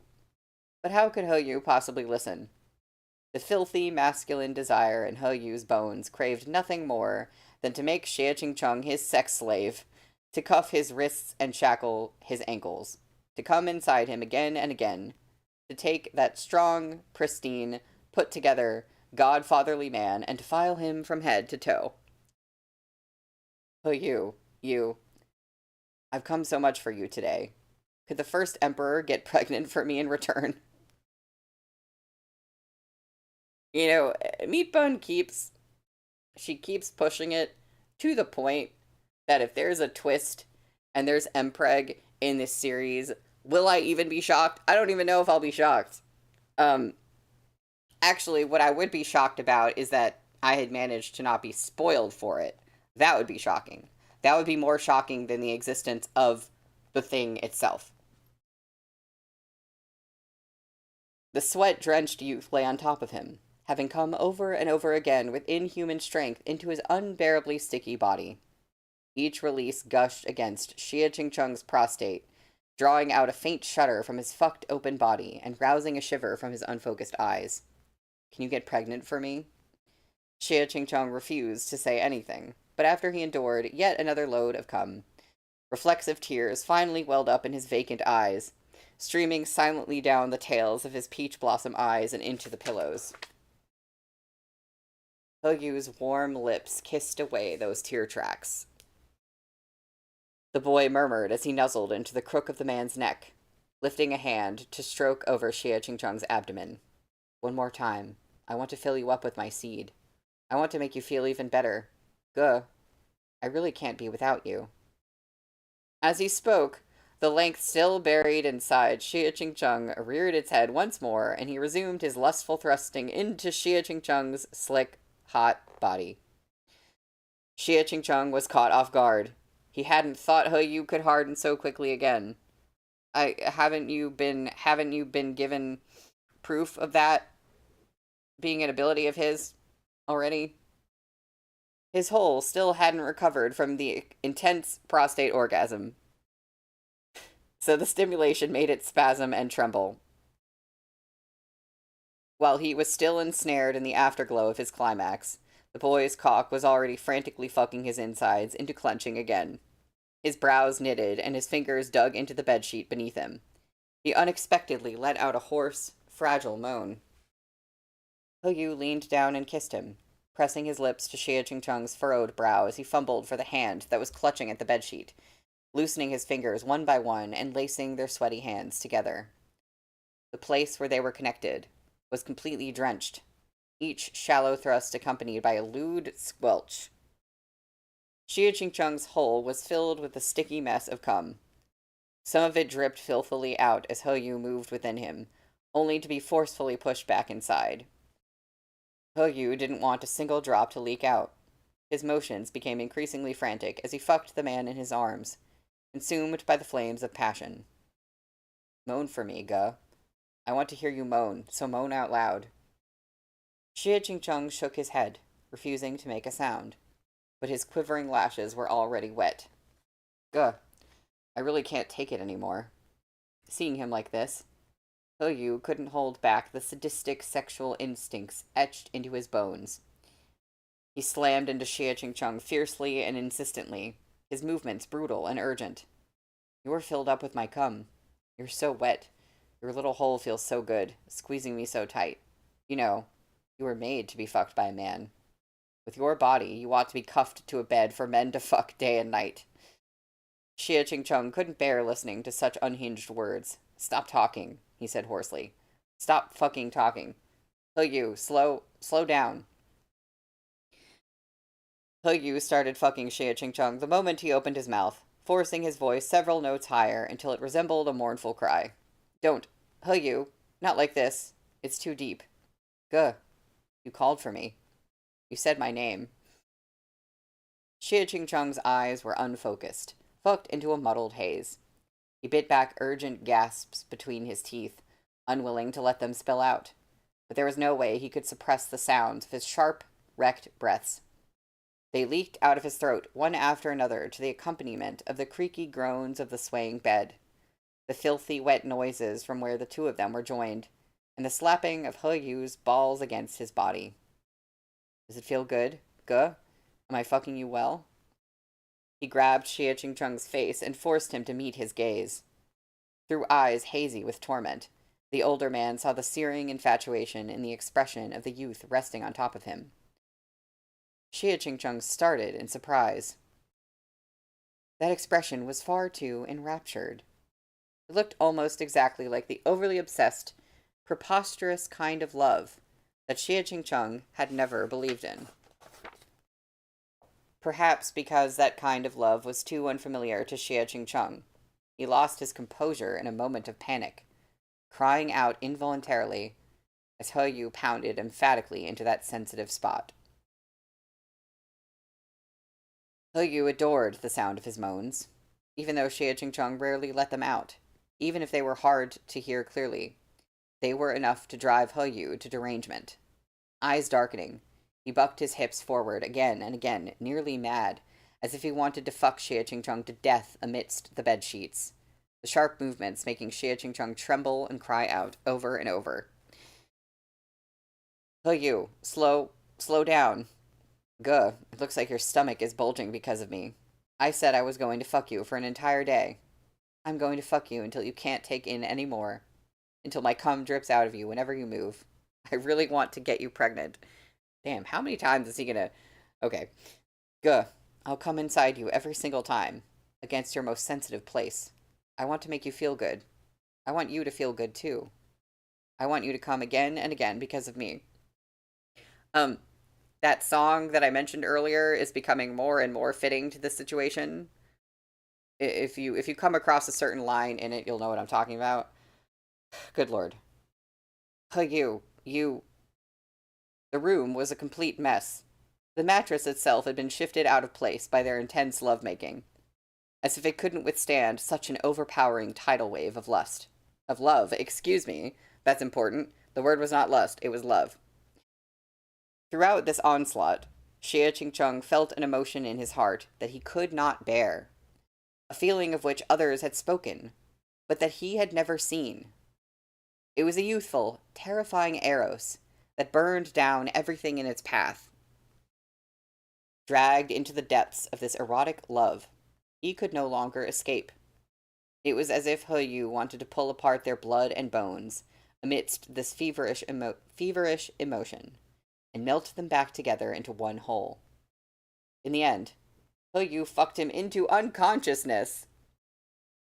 But before Xie Ching passed out, he saw He Yu's eyes. They were intensely eager and slightly manic, as though even if the two of them were burnt to ash, their embers would continue to intertwine. That's the end of the chapter. That's it. That's the end of the chapter. That's the end of the chapter. Oh god. Okay. Well, I wasn't expecting any of that today. Yeah, I guess I have to tell you. So, when we meet again on Monday, and on Monday I will be streaming from home, and I will have set the Ethernet up. So I will be in the usual place, and not out here in the living room, where every time I can, like, hear people, like, leaving their apartments and, like, walking around, and every time I, like, heard a sound, I was like, the soundproofing is actually not bad. There's no way they can hear what I'm saying. But every time I, like, heard someone outside, I was like, oh god. I did not like that. So, when we come back on Monday, we will be on chapter 103, which is called Xie Ching, you have to take responsibility for me. Whatever the hell that means. I don't know. That's something. That's a lot. Goodness. Yes, Blue, I did think that it was hilarious that you were reading this in a public space. Yeah, this is like, I feel like I'm literally in my own apartment, but I feel like I'm like out, exposed in the world. In fact, actually, I have a question because I still haven't caught up to where we were supposed to be. I forget, I would have to check, but I feel like we were supposed to be reading like the 6th stream at this point, and we just did, what is this, number 4? If anyone wants me to try and catch up, I think I would be free to stream on Friday at the usual time. I'm actually pet sitting for someone, so if I do stream on Friday, I would be in someone else's house, um, possibly with dogs as a cameo. But I could do it as long as their internet uh works for it. I guess I'd have to test it out. But I would possibly try to stream again on Friday because I kind of want to catch up a little bit. I'll I'll schedule the video so y'all will see. But yeah, well,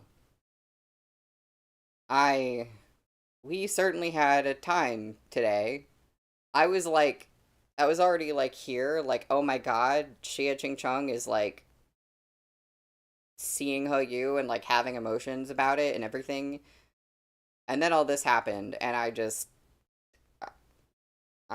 head empty. So yeah. I'll see you next time. Bye.